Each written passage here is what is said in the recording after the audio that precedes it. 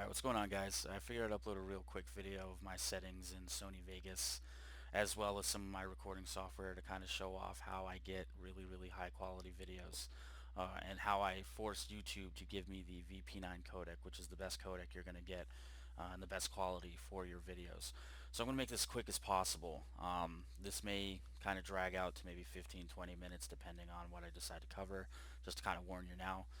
But what I will show you really quickly are just my settings within Sony Vegas. Then I will explain a little bit more on that afterwards. So basically, first thing I do is I come in and I go under switches and disable resample. Second thing I do is I go up here to my project settings. That's what this little gear is. And since I already have a preset saved, I'll show you this. Now you can pick a default template and then change them, but I'll just show you what I have. So again, I bring it up to 1440p. This is what forces YouTube to give me the VP9 codec for all my videos. And down here I pick, well, up here I pick 60 frames per second, pixel format, 32-bit floating point video levels, full resolution rendering quality best, motion blur type Gaussian, deinterlace method none, resample mode, disable resample. And I usually select this because I'm going to start most of my projects with it. Click apply. I'll also go over to audio. Now depending on what you record in over here, you want to kind of keep this as close as possible to the original. Usually I record in 96, so that's what I'd pick. Over here I think that's by default there, and this here I don't think is. I pick best regardless. So resample and stretch quality to best. And that's pretty much that. And down here you want to select this as well, apply. Okay. Another thing you want to keep in mind is that right here, this is very important. When you're going to render out your videos, you always want to make sure that this is selected to best in full. Okay, and I know it says preview quality, and you may think this is only previewing it when you're editing. Well, when you render out, if this is not selected to best in full, it's not going to be its best possible render quality. Just keep my word on that, and or take my word for it rather. And you want to make sure that if you're editing, if you're having issues with stuttering and so forth, just select your file, right-click, go over to Create Video Proxy. And what's going to happen is that for those that are not sure what this is, it creates a editable copy of your video. So it's a lot smoother on playback and editing transitions, things like that, because things can get pretty crazy when you're doing some complex videos. Now the best way to be able to use that version of your video, and I think it's the only way to use it, you go under preview and you want to make sure it's on half, preview in half. Okay, so during the editing phase of your project, make sure that this is selected, and then when you're done rendering, go to best and full. Okay, I'm also going to show you how to do the render as template. I'll show you what I have for favorites. So basically these are the few that I use already. You can make your own. You can pick a customized template, or you can go with an original template. For instance, these will be what's already down here. Now these are showing up because I have a GTX 1660, so I'm able to use the Nvidia NVENC codec. So I pick basically the 1080. I can't really do 4K. I don't have a 4K monitor and all that, so I'm not in the department of doing that just yet. But for now, I pretty much upscale a lot of my videos from 1080p to 2K, 1440p. So what you'd want to pick if you have a GTX card is this right here. If you don't, you would be seeing only this option. So that's pretty much what I selected to begin with to make my template. So let's go back to show favorites. And once I was done editing my own template, I would favorite. And this is how you do it. You basically click on that, bam, it's favorited. It's not going to happen right off the bat. So you have to make sure that you select that. So if for some reason you can't find it, just go back to, show all the templates, and the one that you named, if you can remember it, it'll show it down here. So just make sure that you have that clicked next to it. And then this way when you start up, you just have to select your favorites quickly. So I'll show you this one here because this is pretty much what I use to render out all my videos. I also record in this bitrate, and this is what you want to do. You want to make sure that your recording is as close as possible to what you're going to be using in your project within whatever video editing program, and this will really keep the quality of your video across the board the same. So just keep that in mind. Like I said, you can do more research on the subject. I'm just trying to show you my settings. Let me go into customize template. This way I can show you everything that I have. So again, if you want to save it, make sure you go over here and click save after you've named it. Custom frame rate size, change the resolution to whatever you want. Profile on high, frame rates on 60. Down here, variable bit rate, again, I have the same setting as I do in my recording. I make sure both are the same. So this way, even though it's a variable bit rate, it does act different than a constant bit rate. So even though this may just say, okay, pick 50,000 or 50 million for constant, this acts differently than a constant bit rate. So even if you're doing, the similar situation here, it's not going to act the same. So again, you want to study up on both and see what the difference is. That's fine. Encode mode, NV encoder. Usually the default is this, but since I got an Nvidia card, I can use this. Come down to NVENC preset, high quality, and then you want to make sure that your VBR is also in high quality. Come over to the audio, and again, I record in the highest quality possible. This is the highest that YouTube is going to actually accept. Down here, this is going to be the highest bit rate that I actually use. And over here, rendering quality to best. Okay, it's going to be on use project settings as default, but you want to make sure that's on best. So that's pretty much that for the render settings. And once you do that, your video will be amazing quality rendered out. But again, you want to keep your video as close as possible to the original recording, and you want to keep your original recording as close as possible to the YouTube recommended encoding settings. So I'm going to show you that in a second here. So this is very important. You don't have to follow every single part, and you may not be able to depending on what program you're using and the settings you have. But the ones that you will be able to follow for the most part on rendering will be high profile. OBS also allows you to use high profile, as well as 2 consecutive B frames. That's also in OBS. Variable bit rate, same thing. That's usually in most programs. No bitrate limit required, though we offer recommended bit rates below for reference. And the reason for that is obviously, again, when they compress your video, if it's too big of a file size, they're going to try to bring it down as much as they can so it's streamable, and it will start causing issues if it's too big. So you want to keep as close as you can to the recommended settings. It will also process a lot faster if you do that. So if you're not worried for processing time, then that's fine, but it will still compress your video and make it look like crap if you don't follow these settings. I go for 60 frames a second, but there's some more information here if you'd like to look into that, and if you'd like to look up what the difference is between interlaced and deinterlaced. Basically 1080p versus 1080i. You can look up videos on that. Linus Tech Tips actually has a very good video explaining that, so I would advise looking that up. Now down here, I'm pretty sure that everyone I know would only have to focus on these, but they also have a chart for that. Down here, again, 1440p and above will force the VP9 codec on YouTube, so any resolution that has this, that's what's going to happen to your videos. So I would advise either recording in this or upscaling to this to start. And since you're doing 60 frames a second, or if you do 30 frames, same thing, change it all in the settings of Vegas Pro and your recording to match. But since we're doing 60, this is going to be the recommended bit rate per second for your video.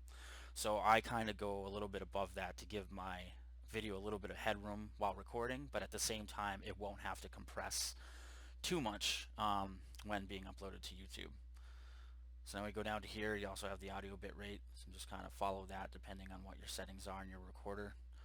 And then that's pretty much it, and across the board. So once you upload it, processing shouldn't take too long, and the compression won't be that bad. For the most part, most of my videos, depending on what I set it up for recording and how much data it's going to actually need to have a very good quality video, I don't have any issues. So let me show you real quick what my settings are on ShadowPlay or the Geforce experience. I'm down here, video capture.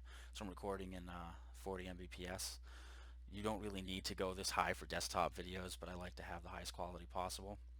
And you can go up to 50 if you really want to, but again, you don't want to go too far from the middle one. And the reason they're doing this is because this is probably what you're going to be uploading to YouTube.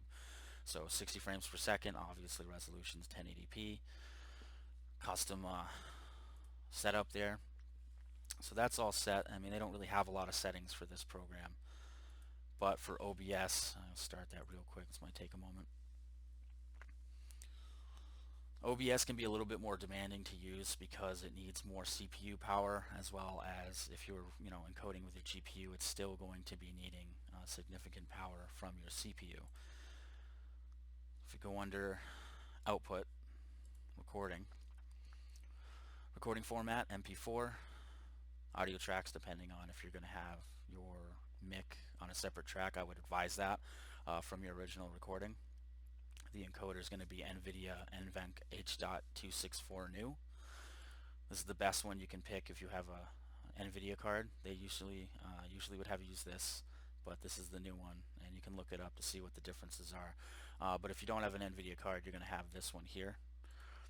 And down here, rate control VBR, and again, I'm not really sure why it keeps changing to 50,000 kbps, but this is what you'd want to keep it close to, the same as your render out settings in Vegas Pro or Adobe Premiere, whatever you use.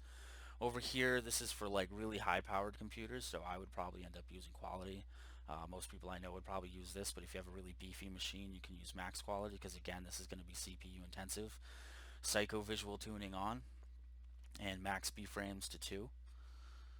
I'm going to go over here, base canvas resolution, since I go and do it in 1080p.